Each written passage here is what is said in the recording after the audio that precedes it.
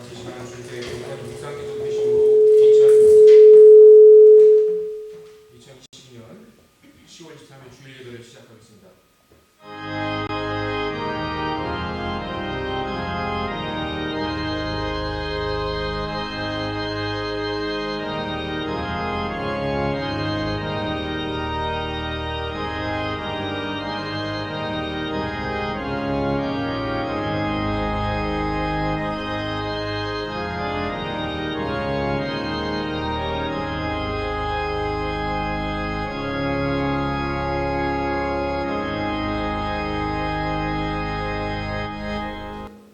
교회 찬송 부르시겠습니다. 찬송가 80장입니다.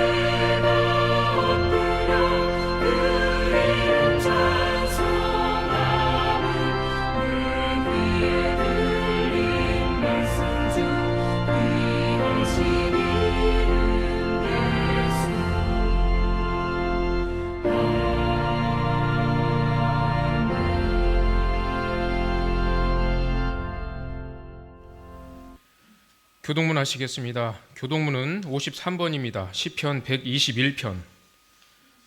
내가 산을 향하여 눈을 들리라. 나의 도움이 어디서 올까?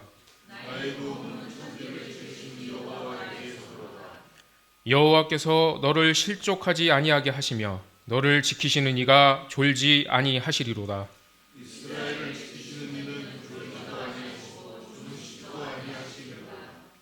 여호와는 너를 지키시는 이시라. 여호와께서 내 오른쪽 서 내 그늘이 되시나니.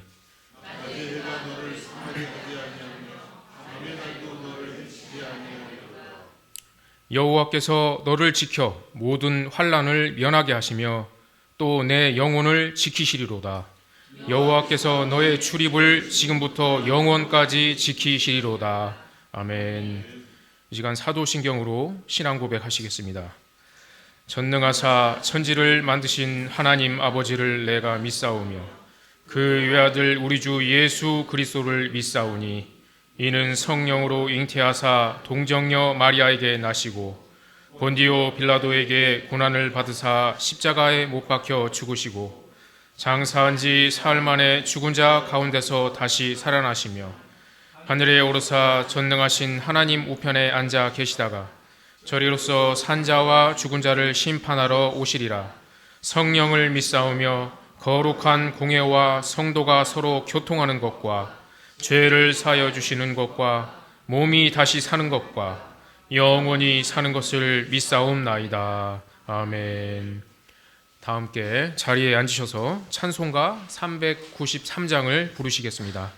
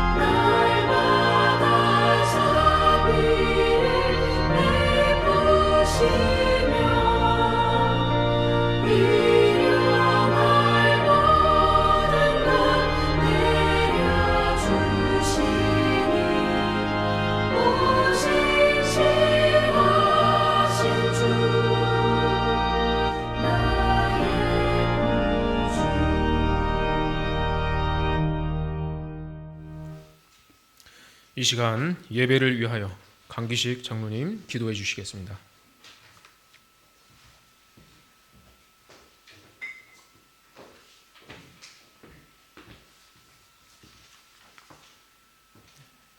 기도드리겠습니다.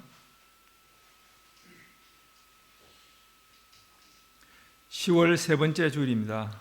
한 해가 서서히 기울어 가지만 또 한 해 동안 수고하고 애선 노력의 결실을 맞이하는 시간이기도 합니다. 고국 한국에서는 들녘의 황금물결로 춤을 추고 주수꾼들은 주수를 시작하고 있습니다. 아름다운 계절, 높으신 하나님 앞에 모여 예배합니다.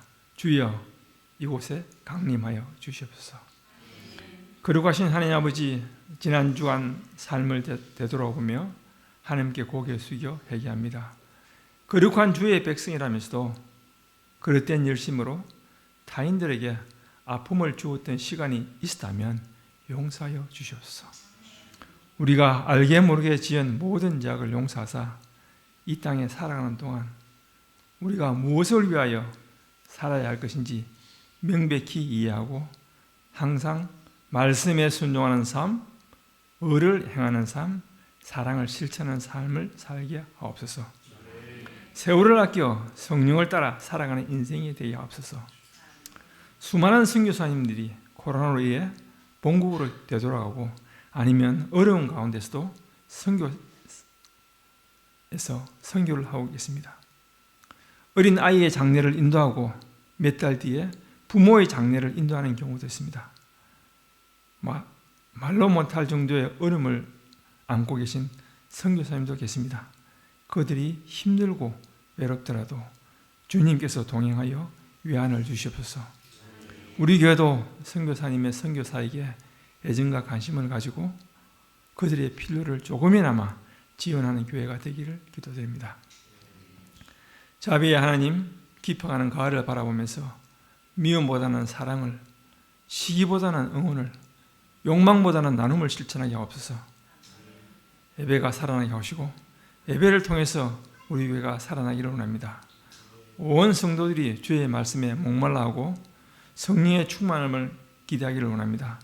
예배 순수마다 은혜가 넘치게 하시고 각 영혼들이 주님을 사랑하는 마음으로 충만한 열정이 넘치는 예배를 드리게 하옵소서. 오늘 전할 말씀인 요셉의 신앙을 우리 가슴 속에 깊이 넣어주시기 바랍니다. 성가돈들에게도 성령의 감동이 허락하셔서 공기의 울림을 넘어 영혼의 울림이 있는 찬양을 하게 하옵소서. 하나님의 말씀을 전하시는 목사님에게 능력을 더하사 성령께서 주관하사 살아가는 하나님 말씀을 힘있게 선포하시고 그 말씀을 통해 우리의 영과 몸이 살아가게 하옵소서. 보이지 않는 곳에서 예배를 위해서 수고하는 많은 손길들이 있습니다. 그들 손길 하나하나 하나님 아버지 다 기억하여 주시옵소서. 예배를 통해 하나님의 이름으로 은혜를 체험하며 우리의 예배의 은혜와 모든 영광을 주님께 돌리기를 바랍니다. 이 모든 말씀을 우리 예수 그리스도의 이름으로 기도드렸습니다. 아멘.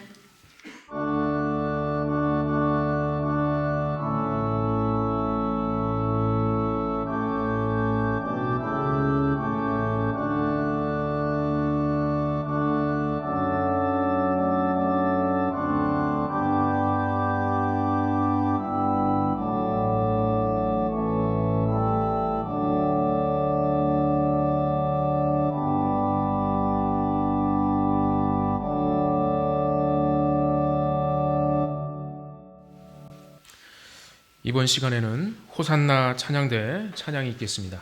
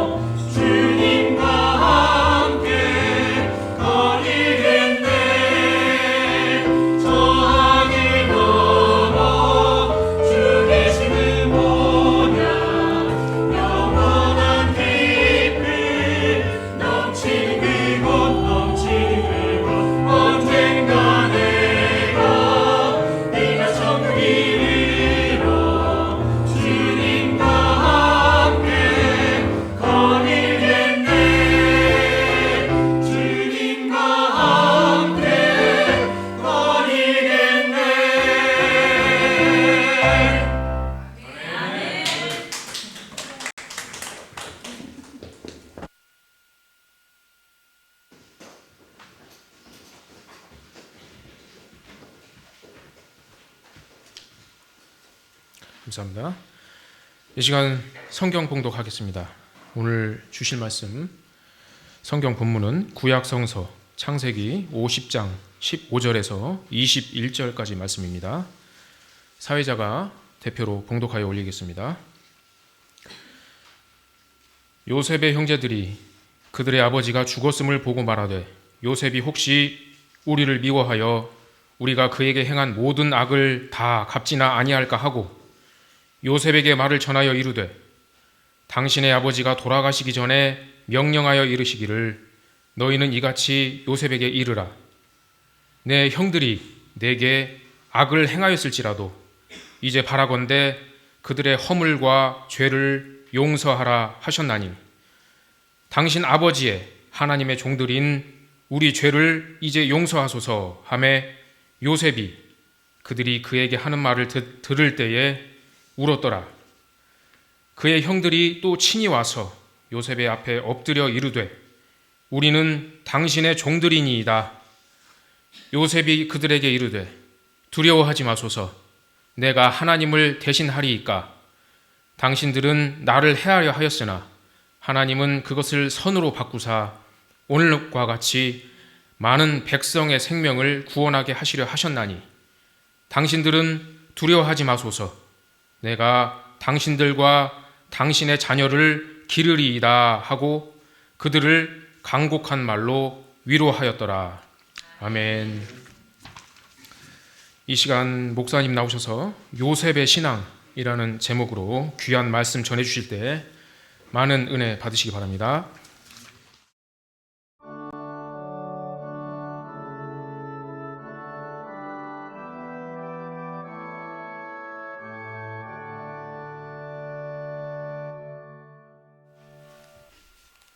여러분 성경을 읽으시면서 가장 많이 울었던 장면은 어느 것인가요? 한 번도 안 우셨나요? 어떻게 그냥 항상 웃으면서 무감각하게? 글쎄 제 경우에는 아무래도 예수님이 십자가에서 못 박히시는 내용. 근데 청년 때는 그 예수님의 십자가의 의미를 잘 몰라서 그냥 예수님이 불쌍해서 많이 울은 것 같아요. 얼마나 아프셨을까. 또 예수님을 십자가에 못 박는 사람들, 내가 그 옆에 있었다면 저것들을 뭐 이러면서 울었는데 그러다가 점차 예수님이 십자가에서 죽으신 것이 예수님이 불쌍한 것이 아니라 내가 불쌍한 것이구나. 내 죄 때문에 나를 대신해서 예수님이 십자가에 죽으셨구나. 이거를 알게 됐죠. 그러니까 결론적으로는 내가 예수님을 못 박은 거예요. 내 죄 때문에 예수님이 못 박히셨으니까. 그 사실을 알게 되니까 마음이 너무 괴롭고 정말 예수님의 십자가를 대하기가 너무 부끄럽고 어렵다는 생각이 들어서 또 많이 울었습니다. 그러니까 울음이 달라진 거죠.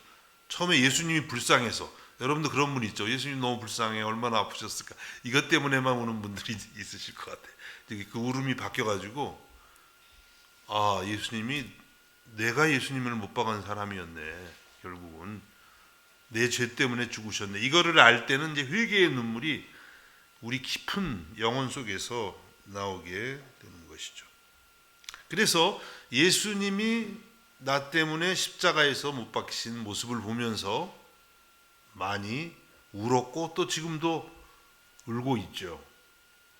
그 다음에 이제 두 번째로 예수님 성경에서 읽다가 가장 많이 운 장면은 어디인가요? 두 번째로.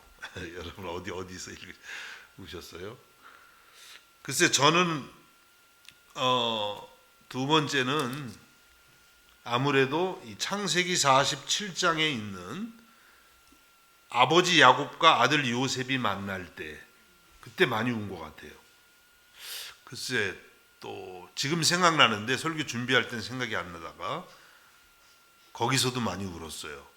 다윗 왕의 아들 압살롬이 죽었거든요.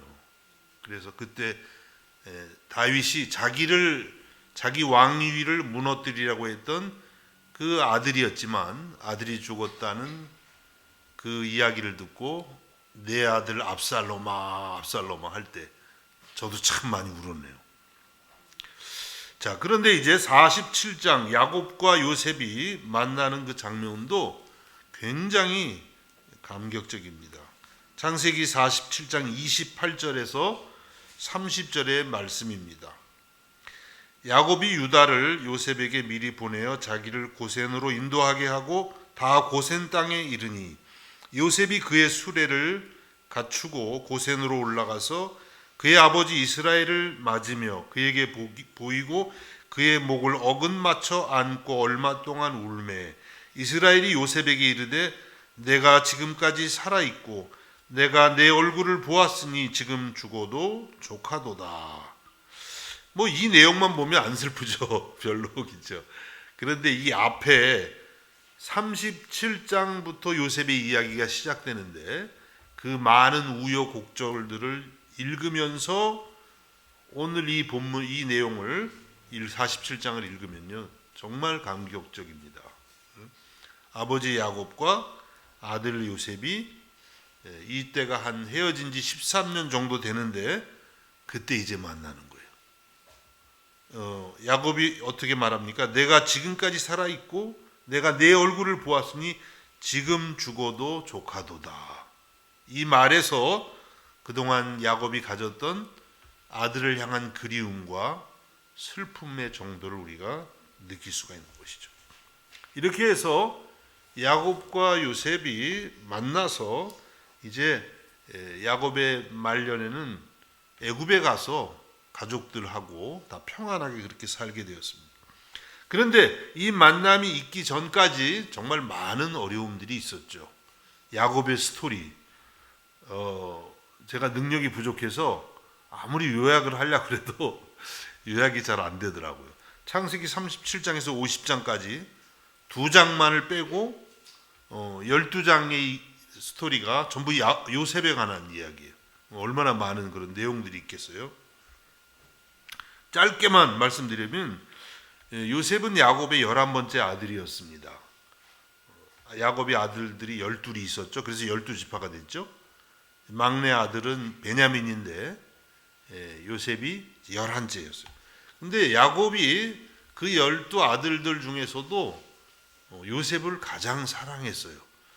좀 편애를 했다거나 할까? 그래서 특별히 요셉을 야곱이 끼고 있었고 또 요셉에게는 채색 옷을 지어줬습니다. 다른 형제들에게는 그냥 보통 물감 들이지 않은 그런 옷들인데 그 당시에는 그 물감 들인 색동 옷이 굉장히 귀했던 것 같아요. 요셉에게만 그걸 입힌 거예요. 이게 어떻게 되겠어요? 다른 형제들이 볼 때 아무리 동생이지만 시기와 질투가 나죠. 그래서 형들이 심지어 요셉을 죽이려고까지 하게 됩니다. 죽이지는 않았지만은 이제 요셉을 형들이 노예로 팔아버렸어요. 그래서 요셉 그렇게 팔아버리고 아버지 야곱에게는 요셉이 짐승에게 찢겨서 죽었다고 거짓말을 했습니다. 요셉이 입고 있던 그 채색 옷에다가 짐승의 피를 묻혀서 아버지에게 보여드린 거예요. 야곱이 얼마나 마음이 아팠겠어요. 정말 인생에 살아갈 소망을 다 잃어버리는 그런 정도로 야곱이 슬퍼합니다. 요셉은 이렇게 노예로 팔려가서 결국은 그 당시 최고의 제국이었던 애굽의 보디발 장군이라는 집에 노예로 팔리게 돼요. 이 보디발 장군은 그 애굽의 왕 바로를 지키는 경호대장이라고나 할까요? 굉장한 권력과 재산을 갖고 있는 그런 사람. 거기 들어가서 노예로 생활을 하게 되는데 요셉이 총명했어요. 성실했어요. 무엇보다도 하나님을 의지하면서 바르고 정직하게 일을 하게 됩니다. 그래서 이제 그 장군의 눈에 들게 돼서 요셉은 거기서 가정 총무가 됩니다. 그러니까 이 워낙 집안이 크니까 종들이 많은 거예요. 그 종들을 거느리고 그 집의 모든 재산을 관리하는 그런 2인자라고나 할까요? 그런 사람이 됩니다. 그래서 비록 노예로 팔려갔지만 이제 나름 좀 편한 생활이 시작되었는데 문제가 발생했죠. 어떤 문제가 발생했어요? 보디발의 아내가 요셉을 날마다 유혹을 하는 것입니다. 요셉이 늘 하나님을 의식하면서 사는 사람이기 때문에 그 유혹을 단호하게 뿌리치게 되지만 결국은 누명을 쓰게 되고 이제 감옥에 갇히게 되는 거예요. 그래서 노예로 팔려가서 조금 뭐 일이 좀 되나 그랬는데 결국은 감옥 생활을 하는 요셉입니다.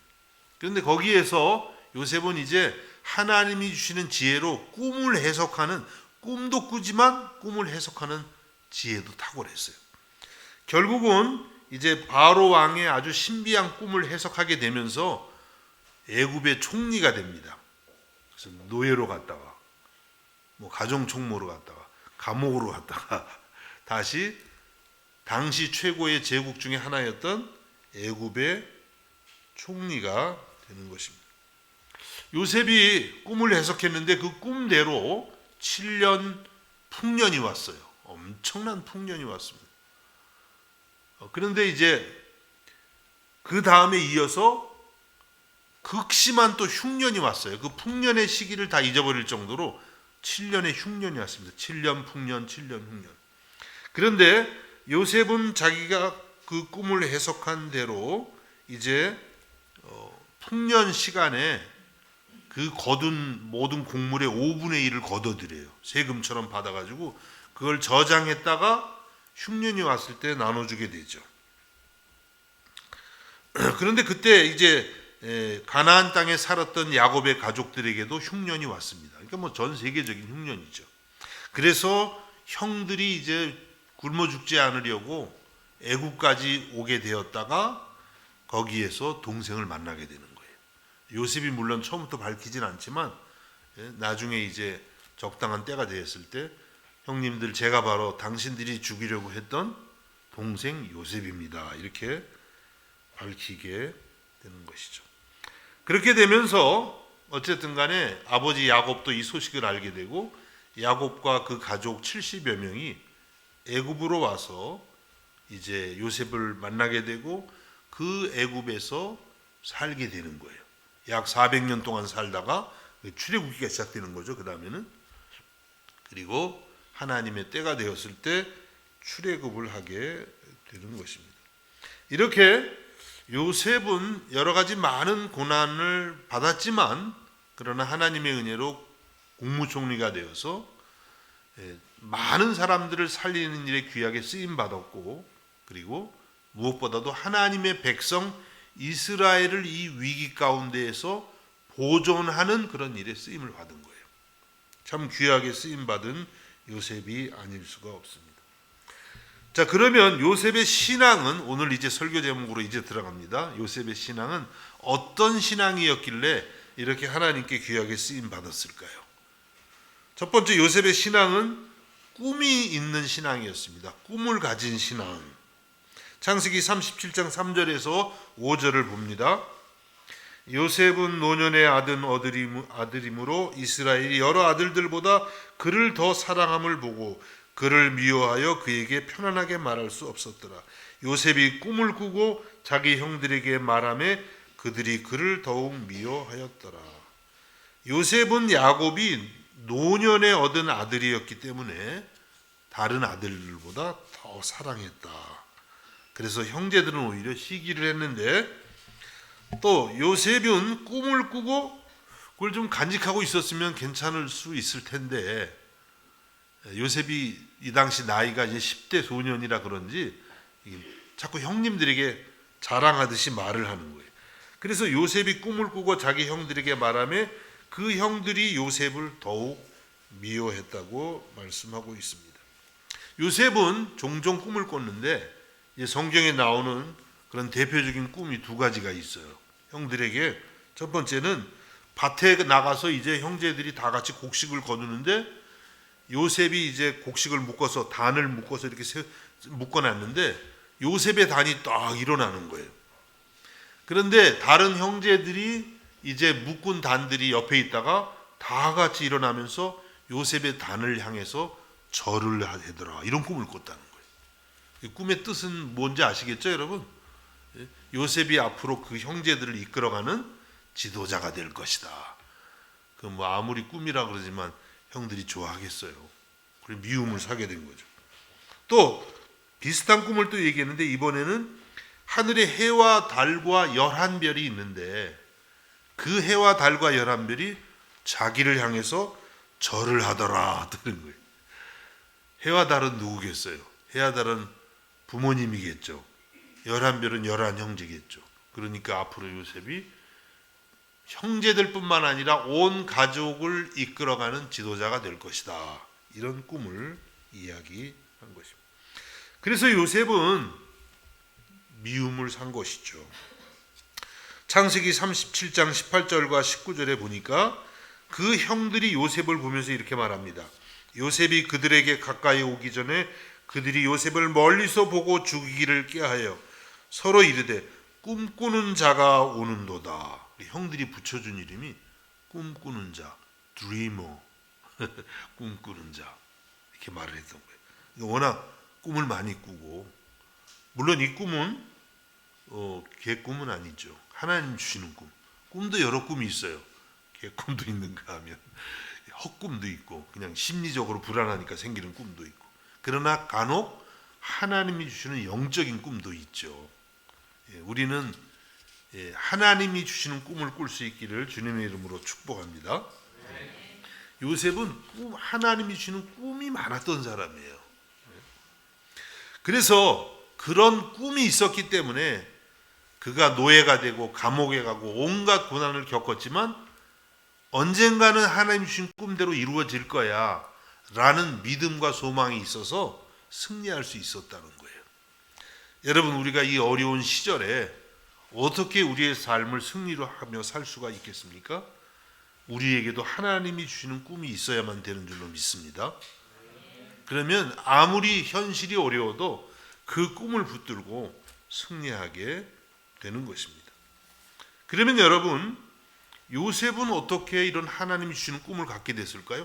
다른 형제들 11형제들은 꿈 얘기가 없어요. 꿈이 있다는 얘기가 없어요. 그냥 현실에서 열심히 살았는지 모르지만 하나님이 주시는 꿈이 없었어요. 요셉은 하나님이 주시는 꿈이 있었습니다. 어떻게 해서 그럴 수가 있었을까요? 물론 답을 말씀드리면 하나님의 은혜로 갖게 된 거죠. 하나님이 요셉을 사랑하신 것 그것 때문에 갖게 된 것입니다. 그런데 여러분 우리가 성경을 전체적으로 보면 하나님이 아무에게나 꿈을 주시는 건 아니에요. 하나님 주시는 꿈에 관심도 없는 사람에게 꿈을 주시는 것은 아닙니다. 하나님은 하나님의 은혜를 사모하는 자에게 주신다고 말씀을 하세요. 시편 107편 8절과 9절에 이렇게 말씀합니다. 여호와의 인자하심과 인생에게 행하신 기적으로 말미암아 그를 찬송할지로다. 그가 사모하는 영혼에게 만족을 주시며 줄인 영혼에게 좋은 것으로 채워 주심이로다. 아멘입니다. 하나님의 인자하심과 하나님은 인생에게 기적을 베풀어 주세요. 근데 그걸 누구에게 베풀어 주시냐면 사모하는 영혼에게 만족을 주시며 난 왜 이렇게 하나님의 은혜가 느껴지지가 않지? 답이 나와 있죠. 사모하지 않으니까. 사모하는 영혼에게 하나님은 만족을 주시고요. 영적인 만족, 물질적인 만족이 아니라 천국의 만족을 주시고 줄인 영혼에게 좋은 것으로 주신다. 영적으로 갈망하는 그런 사람들에게 하나님은 좋은 것을 주신다고 말씀합니다. 제가 지난주에 월화수 런던에 잠깐 다녀왔습니다. 노회 일로. 어느 목사님이 아침 경건의 시간인가 그때 말씀을 전하시는데 히딩크 얘기를 하더라고요. 잠깐. 히딩크 누군지 아시죠? 우리 2002년인가요? 월드컵 할 때 네덜란드 감독. 축구 얘기를 하니까 저는 그냥 귀가 솔깃하더라고요. 여러분은 어떤지 모르겠어요. 히딩크를 제가 많이 좋아했거든요. 그래가지고 히딩크한테 편지도 썼어요. 고맙다고. 이상한 목사죠. 그런데 히딩크가 유명한 말을 했죠. 나는 아직도 배가 고프다. I'm still hungry. 멋있는 그 승리에 대한 목마름, 그렇죠? 더 잘하고 싶은. 그러니까 이 정도면 될 만해 하는데 거기 안주하지 않고 나는 아직도 배가 고프다. 한국인들이 다 열광했어요. 그 한마디에. 이야, 참 멋진 말이죠. 우리가 하나님의 은혜도, 근데 하여튼 그 목사님 그 얘기하는데 그냥 뭐 내가 은혜가 되더라고요. 저는 그 축구 예화를 드니까. 여러분은 좀 여성 성도들은 좀 은혜가 좀 안 될 수도 있겠어요. 어쨌든 배고프다. 신앙생활도 그래야 됩니다. 나 이 정도면 뭐 괜찮아 하는 순간 이제 은혜가 멀어지는 거예요. 점점. 하나님, 나는 배가 고파요. 더 영적으로 은혜를 받아야겠어요. 말씀을 더 사모해야 되겠어요. 이렇게 간절히 사모하고 굶주리라는 마음으로 주님을 찾을 때 은혜를 주시는 줄로 믿습니다.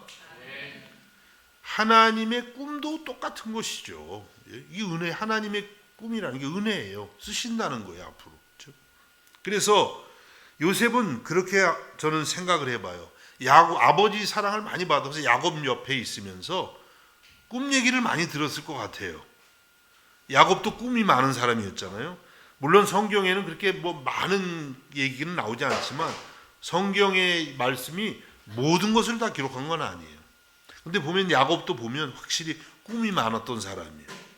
대표적으로 야곱이 베델 광야에서 형 에서의 눈을 피해서 도망가다가 돌베개 베고 이렇게 잤는데 꿈에 하늘문이 열리면서 사다리가 세워지고 그 사다리에서 천사들이 오르락내리락 하고 하나님이 그 꼭대기에서 약속의 말씀, 네가 누운 이 땅을 내가 너에게 주겠다, 그런 꿈 이야기.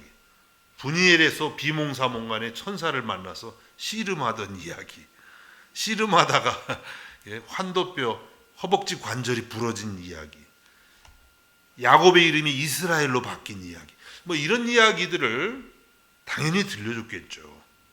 그러면서 요셉의 마음속에 그런 마음이 생기지 않았겠어요? 나도 우리 아빠처럼 하나님이 주는 꿈을 좀 많이 꿔왔으면. 틀림없이 그랬을 것 같아요. 그러면서 기도하기를, 하나님 저에게도 꿈을 주세요. 하나님의 꿈을 주세요. 사모하는 끝에 요셉이 이러한 꿈을 경험하게 된 줄로 믿습니다. 여러분, 우리가 어떻게 하나님이 주는 꿈을 꿀 수가 있습니까? 그것은 사모하는 마음을 가지고 하나님의 꿈이 있는 사람들하고 또 함께 하는 거예요. 여러분, 누구를 사랑하고 누구와 함께 하느냐가 굉장히 중요합니다. 하나님 나라의 꿈이 있는 사람하고 같이 있다 보면 아무래도 영향을 받아서요, 하나님 나라에 대한 꿈이 생겨요. 그런데 세상적인 그런 꿈이, 세상적인 욕심이 많은 사람하고 같이 다녀보세요. 원래 여러분은 그런 분이 아니었는데 어느 날 보면 세상적인 욕심으로 가득한 그런 사람으로 바뀌고 마는 것이죠. 그래서 우리는 이 하나님 나라의 꿈을 가진 사람들하고 늘 함께 하기를 사모해야 되는데, 우리 성도는 무엇보다도 예수님과 함께 해야 되는 줄로 믿습니다. 예수님이 어떤 분이세요? 하나님 나라의 꿈이 대단한 분이십니다. 그렇죠? 그분이 하나님 자신이시고, 여러분, 예수님의 제자들이 어떻게 변화되었고 어떻게 꿈이 있는 사람들이 되었을까요? 예수님과 함께 했기 때문이에요. 예수님과 함께 하면서 그 주님 안에 있는 그 주님의 꿈을 공유한 것입니다. 요즘에 공유한다는 단어가 참 많이 쓰이는 것 같더라고요. 우리는 예수님의 꿈을 같이 나누는 사람이 되어야만 될 줄로 믿습니다. 특별히 여러분, 우리가 올해의 표로 정한 이 마태복음 28장 19절 20절 말씀을 우리 마음에 진심으로 받아들일 때 큰 꿈이 우리 안에 생기는 것입니다. 그러므로 너희는 가서 모든 민족을 제자로 삼아 아버지와 아들과 성령의 이름으로 세례를 베풀고 내가 너에게 분부한 모든 것을 가르쳐 지키게 하라. 볼지어다 내가 세상 끝날까지 너희와 항상 함께 있으리라 하시니라. 엄청난 사명이고 엄청난 꿈이죠. 갈릴리의 어부들이었어요. 제자들이 뭐 그렇게 특별한 꿈도 없는 사람들이었어요. 그런데 예수님 만나서 예수님과 함께 3년을 다니다가 예수님께서 승천하시기 전에 이런 말씀을 주신 거예요. 모든 민족을 예수님의 제자로 삼아라. 모든 민족에게 그리스도의 구원의 복음을 전하고 제자로 삼으라는 말씀을 하신 것입니다. 제자들이 이 말씀을 가슴에 받아들이는 순간에 엄청나게 큰 사람들이 되는 거예요. 갈릴리 사람에서 세계를 품는 그런 사람이 되는 거예요. 여러분, 저와 여러분도 주님의 이 말씀을 품어서 세계를 우리 가슴에 품는 꿈이 있는 사람들이 될 수 있기를 예수님의 이름으로 축복합니다. 그냥 뭐 작게, 물론 작은 일에 성실해야 되지만 우리가 너무 꿈이 없다 보면요, 이 작은 일에 너무 참 좌우될 수가 있어요. 그러면 우리 마음도 작아지고 삶도 작아지는 것이죠. 주님이 주시는 꿈으로 인해서 우리의 마음이 주님과 함께 커져갈 수 있기를 예수님의 이름으로 축복합니다. 두 번째, 요셉은 삶의 예배가 탁월한 신앙인이었습니다. 삶의 예배, 생활 예배라고도 할 수 있어요.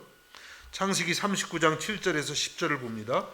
그 후에 그의 주인의 아내가 요셉에게 눈짓하다가, 보디발의 아내, 잠깐 말씀드렸죠.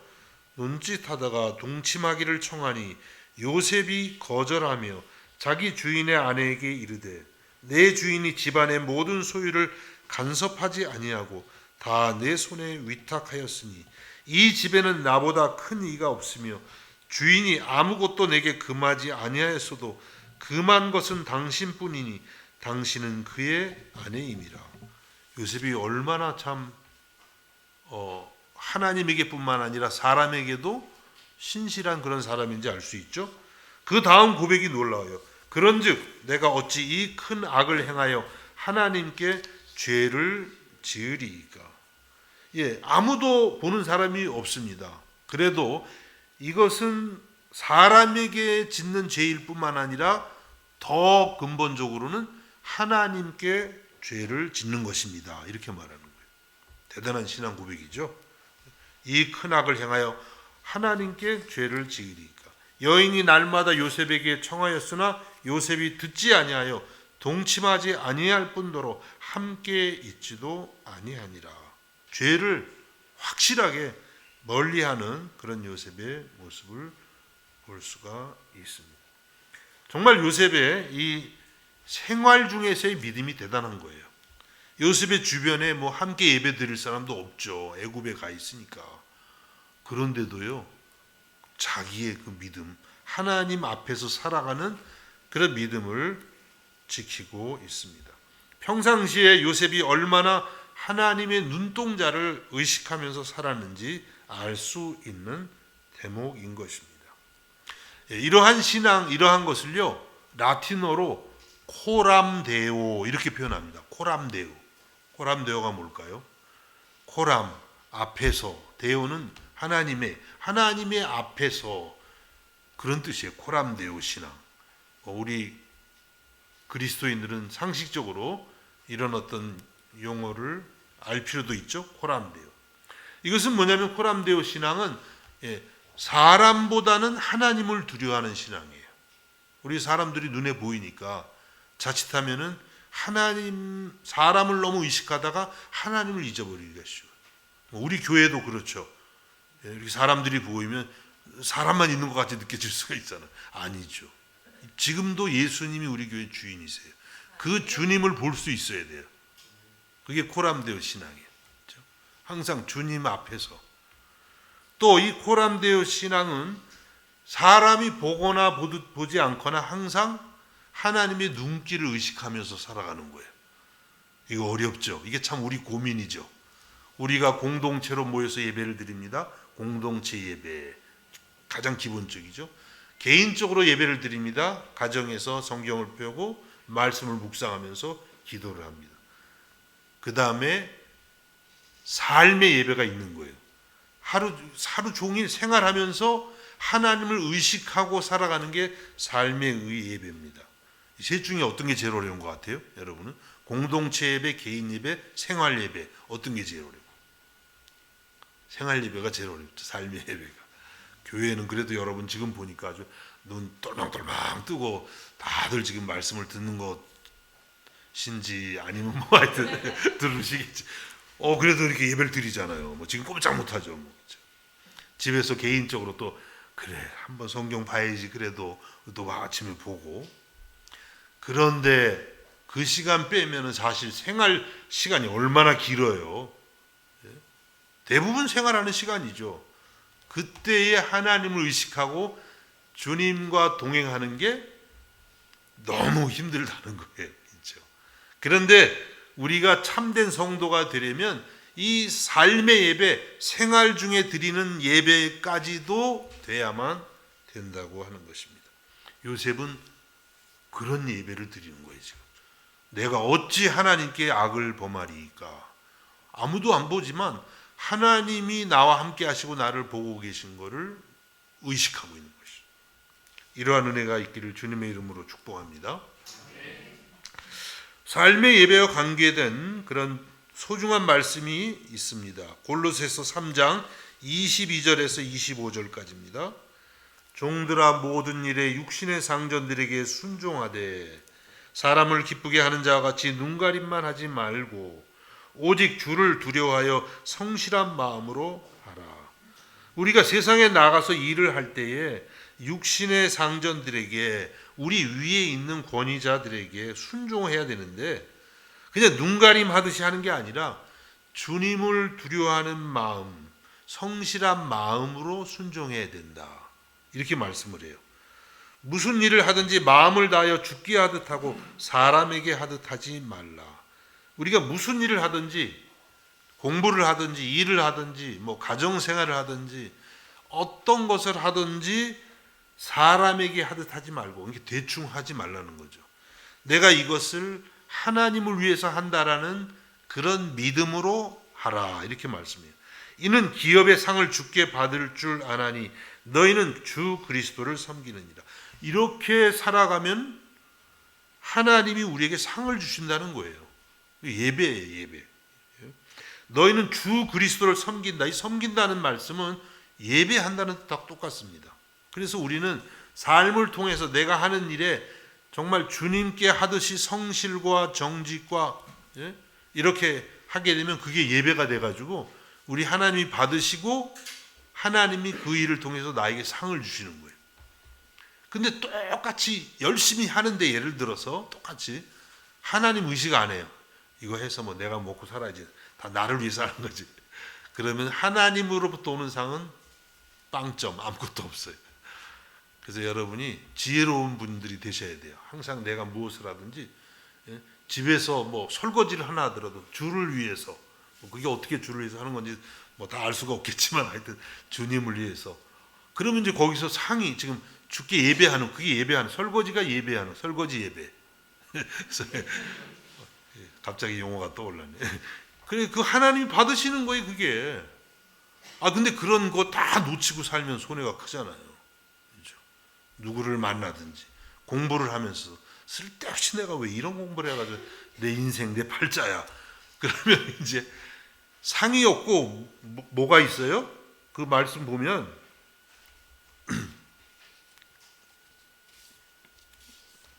마지막에 이제 보면 갑자기 골로새서가 없어졌어요. 있네요. 불의를 행하는 자는 불의의 보응을 받으리니 주는 사람을 외모로 취하심이 없느니라. 그게 불의라는 거예요. 불의.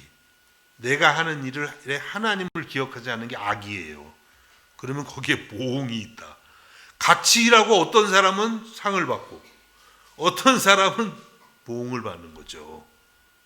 여러분이 알아서들 하십시오. 상을 받으려면 뭐 정말 매 순간 순간 하나님을 위해서 하는 것입니다. 그러면요 우리 삶이 예배가 돼서 내가 항상 하나님을 만나고 살아가게 되는 줄로 믿습니다. 여러분 공동체 예배도 성공하시고 개인 예배에도 성공하시고 무엇보다도 삶의 예배에 꼭 성공할 수 있기를 예수님의 이름으로 축복합니다. 그 다음 마지막으로는 요셉의 신앙은 사랑과 용서의 마음을 가졌다는 거예요. 사랑과 용서. 이제서 오늘 우리가 읽은 본문으로 돌아와요. 창세기 50장. 워낙 길어서. 자, 이 50장 우리가 읽은 본문을 보면 어떤 내용이냐면 야곱이 147세에 세상을 떠났습니다. 147세. 그 당시 오래 살았죠. 그러자 이제 요셉의 형들은 겁이 났어요. 왜냐하면 그동안에는 그래도 아버지가 살아계시니까 요셉이 우리들을 용서한 것 같은데, 여러분이 이 스토리를 다 모르는 분들은 이게 무슨 얘기인가 할 수도 있는데, 어쨌든 간에 그동안엔 아버지 때문에 우리를 용서한 것 같은데 이제 아버지가 돌아가셨으니까 혹시 요셉이 마음이 변해서 우리를 어떻게 해야 하지는 않을까, 이런 두려운 마음이 생겼던 거예요. 그래서 그 형들이 요셉에게 아버지가 남기신 그 유언이랄까요? 유훈을 요셉에게 전하는 내용입니다. 창세기 50장 17절과 18절에 너희는 이같이 요셉에게 이르라. 이게 아버지 야곱이 이렇게 했다는 거예요. 내 형들이 내게 악을 행하였을지라도 이제 바라건대 그들의 허물과 죄를 용서하라 하셨나니 당신 아버지 하나님의 종들인 우리 죄를 이제 용서하소서 하매 요셉이 그들이 그에게 하는 말을 들을 때 울었더라. 그의 형들이 또 친히 와서 요셉의 앞에 엎드려 이르되 우리는 당신의 종들이니이다. 형들이 그래서 진심으로 요셉 앞에 무릎을 꿇고 절을 하면서 용서를 비는 거예요. 정말 그 꿈대로 됐죠. 절을 한 것이죠. 그때 이 이야기를 듣는 요셉이 울었다고 했습니다. 왜 울었는지를 잘 모르겠어요. 생각을 해도 여러 가지 감정이 있었을 것 같아요. 과거의 모든 일들이 생각나기도 하고, 아버지의 말씀을 들으니까 또 아버지 생각이 나기도 하고, 또 형들이 저렇게 두려워 떠는 모습을 보니까 참 같은 형제인데 마음이 안 돼서 또 울기도 했을 것 같습니다. 그렇게 해서 이제 형들이 요셉에게 이런 부탁을 하는데 요셉이 어떻게 답을 했을까요? 어림도 없는 소리. 당신들이 나를 죽이려고 그렇게 하다가 웅덩이에까지 던지고 그리고 노예로 팔아서 내가 그동안 고생한 걸 생각하면 이가 갈립니다. 이렇게 제 안에서 어떻게 이렇게 독한 말들이 당장 이것들을 옥에 집어넣거라. 그랬으면 요셉이 아니죠. 혹시 또 들으면서 야 요셉이 그랬구나, 이런 분들은 회개하시면서 오늘 당장 집에 가서 요셉의 스토리를 깊이 읽어보시기를 바랍니다. 요셉이 그렇게 안 했죠. 뭐 어떻게 했습니까? 19절 보니까 요셉이 그들에게 이르되 두려워하지 마소서 내가 하나님을 대신하리이까, 이렇게 말을 했어요. 왜 이런 말을 했냐면 20절에 보니까 당신들은 나를 해하려 하였으나 하나님은 그것을 선으로 바꾸사 오늘과 같이 많은 백성의 생명을 구원하게 하시려 하셨나니, 이렇게 말합니다. 이 형들이 동생 요셉을 죽이려고까지 했지만 하나님은 그것까지도 선으로 바꾸셨다는 거예요. 그래서 자기를 미리 이 애굽으로 보내게 해서 이 7년 흉년 기간 동안 세계적인 그 기근이 있었거든요. 그때에 수많은 사람들을 살리는 일을 하게 하셨다, 이렇게 말씀합니다. 그러니까 당신들이 분명히 악을 행했지만 그러나 그것까지도 하나님이 사용하셔서 합력해서 선이 되게 하셨기 때문에 궁극적으로는 이 모든 것, 형들의 악까지도 사실은 하나님의 섭리와 계획 속에 있었던 것입니다. 그래서 내가 만일에 당신들을 벌한다면 이것은 내가 하나님의 위치에 서려고 하는 것입니다. 이렇게 이제 말을 하게 된 것입니다. 그러면서 거기 더해서 21절에 보면 당신들은 두려워하지 마소서 내가 당신들과 당신들의 자녀를 기르리이다 하고 그들을 간곡한 말로 위로하였더라. 요셉은 그들을 용서할 뿐만 아니라 자녀들까지도 당신들과 자녀들을 다 길러줄 테니까 하면서 오히려 위로를 하는 거예요. 야, 이거 요셉이 정말 대단하죠. 그래서 여러분, 성경학자들은 그렇게 말합니다. 성경에서 예수님과 가장 닮은 삶을 산 사람 리을 미음이 계속 들어가니까 발음이 안 되네. 닮은 삶을 산 사람 요셉이라고 말해요. 요셉을 생각해 보세요. 17세에 아버지로부터 채색 옷을 입었잖아요. 그거 뭐냐면 예수님이 하나님의 아들로서 존귀하심과 같은 것이죠.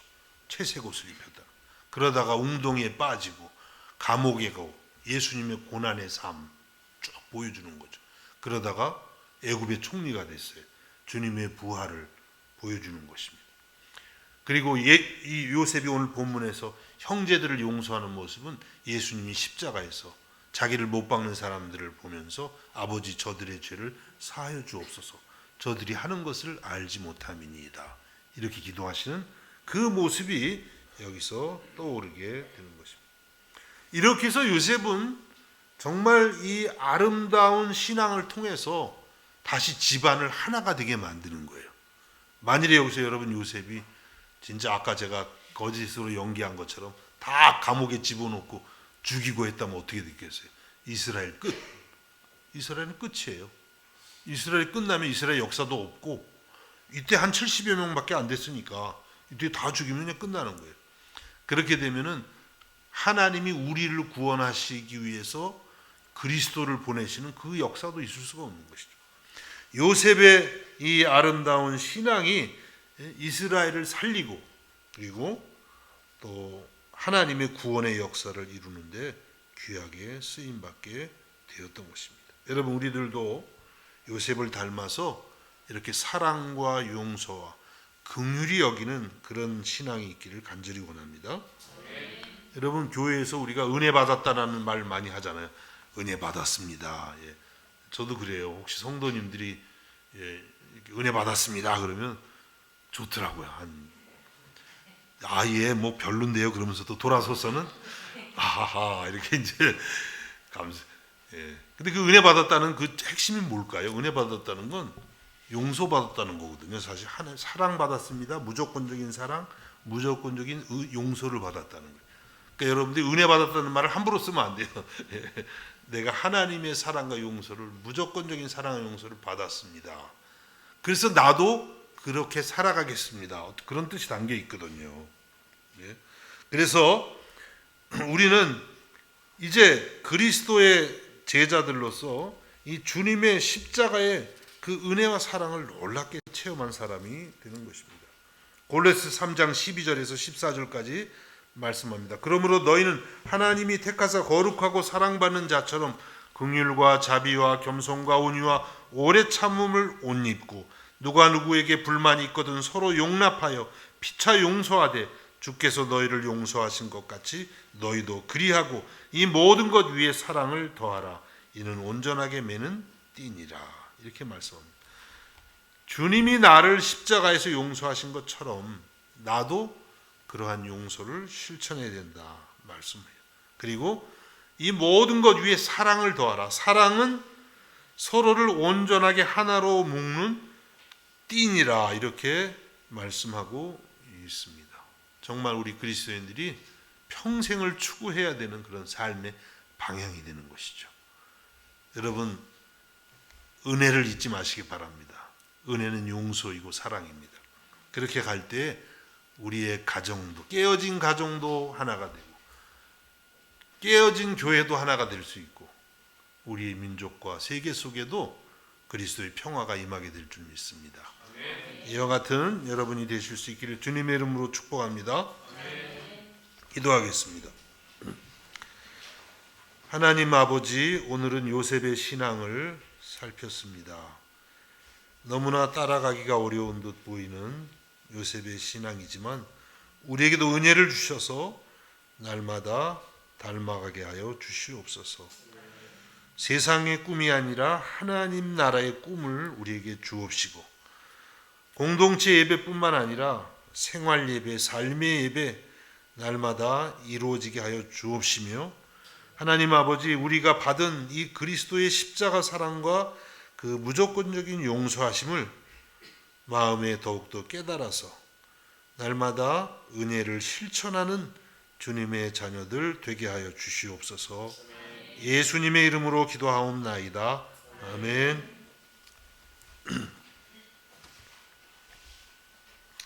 우리 찬송가 384장 나의 갈 길 다가도록 찬송하시겠습니다.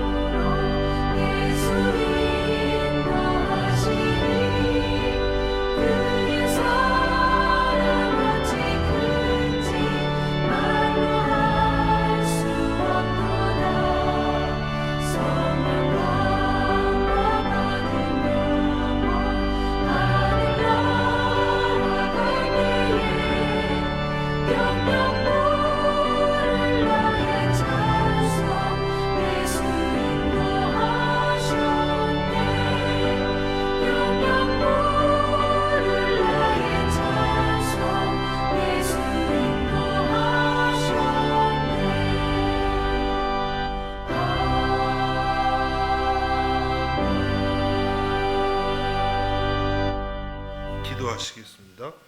예수님 고맙습니다. 우리를 위해서 십자가에 죽기까지 하셔서 오늘도 그 은혜로 하나님 앞에 나오게 해주시고 오늘도 주님의 영원한 천국을 경험하며 살게 해주셔서 감사드립니다. 주의 은혜 그 사랑 너무너무 놀라워 주 앞에 나와 예배하며 우리의 몸과 마음, 시간과 정성을 드립니다. 주님 받아주옵시고 또 우리 몸 전체를 받아주셔서 주님의 빛을 나타내는 주님의 자녀들이 되게 하여 주옵소서. 이 물질이 쓰여질 때에 그리스도의 십자가 복음 온 세계 땅끝까지 전파되게 하여 주옵소서. 예수님의 이름으로 기도하옵나이다. 아멘. 우리 자리에서 일어나셔서 주기도문 찬양하시겠습니다.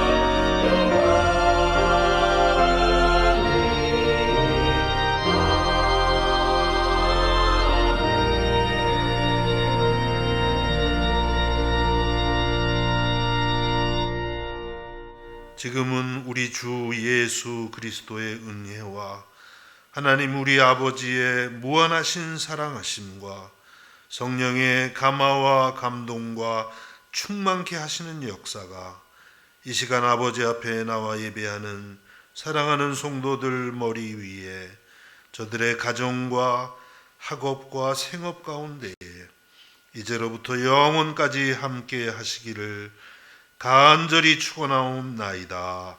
아멘.